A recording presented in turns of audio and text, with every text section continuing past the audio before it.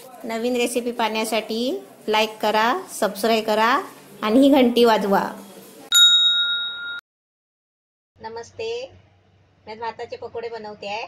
त्यासाठी हा 1 वाटी भात घेतलाय आणि भात आहे ना ताजा बनवून घेतलेला आहे, शिळा भात नाही घ्यायचा।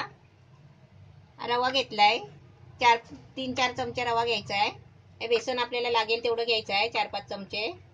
त्यासाठी थोडासा कोबी घेतलाय बारीक कापून, 1 शिमला मिरची घेतली आहे, थोडीशी कोथिंबीर आहे, 1 कांदा घेतलाय चिरून, 1 चमचा मसाला घ्यायचा आहे, मिरची मसाला, 1 गाजर किसून घेतलाय आणि चवीपुरतं मीठ घ्यायचं आहे। त्यासाठी आहे ना आपल्याला अर्धा चमचा जिरं घ्यायचं आहे, अर्धा चमचा ओवा घ्यायचा आहे, हे अर्धा चमचा लसूणची पावडर घ्यायची आहे आणि हे आहे ना चीज आहे। आता मी चावलचे पकोडे आहे ना चीज टाकून चावलचे पकोडे बनवणार आहेत, म्हणजे भाताचे पकोडे। आता हे सर्व साहित्य आहे ना सगळं मिक्स करते आणि तुम्हाला दाखवते। आपण भात आहे ना ताजा घ्यायचा, कारण का माहितीये ताजा भातच माणसांना सहन होत नसतो, तर शिळा भात घेतल्यावर कसं चालेल, म्हणून आपण आहे ना भात थोडेसे तांदूळ शिजवायचे आणि भात बनवायचा, त्याचे पकोडे करायचे। आता याच्यामध्ये आहे ना सर्व साहित्य भाज्या मिक्स करते।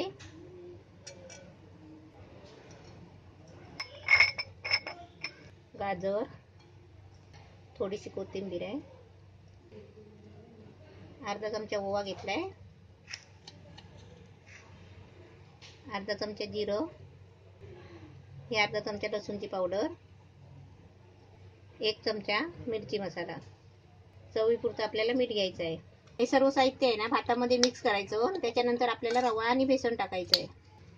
हे सर्व साहित्य भातामध्ये मिक्स केलंय। आता याच्यामध्ये आहे ना रवा टाकते आणि बेसन टाकते। आपण रवा 4-5 चमचे टाकायचे। रवा टाकला ना मग चांगले कुरकुरीत होतात। आता त्याच्यामध्ये बेसन टाकते। बेसन आपल्याला आहे ना किती लागेल तेवढं टाकायचं, पहिले मी 3-4 चमचे टाकते।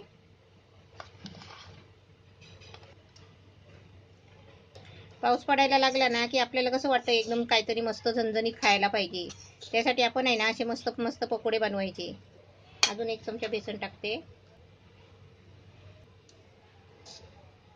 आता याच्यामध्ये आपल्याला पाणी टाकायचं आहे थोडासा, आणि पाणी टाकून आपल्याला आहे ना असं भजीसारखं पीठ व्हायला पाहिजे।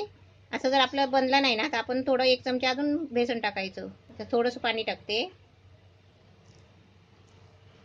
एकदम पातळ नाही करायचं आहे। हे मस्त हाताने आहे ना असं कालवून सारखं करायचं, पाणी नाही जास्त वापरायचं आहे। बघा एकदम सुकं सुकं आहे असं थोडं।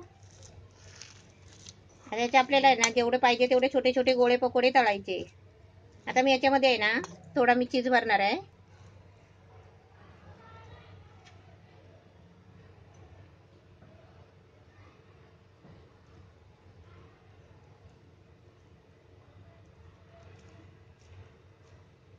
असे आपण चीज भरून आहे ना छोटे छोटे गोळे करायचे।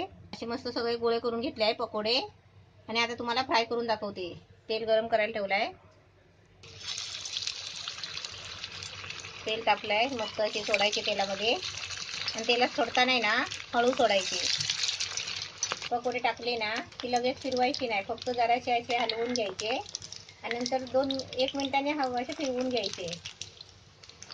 असे एकदम गोल्डन कलर होईपर्यंत असे फ्राय करायचे।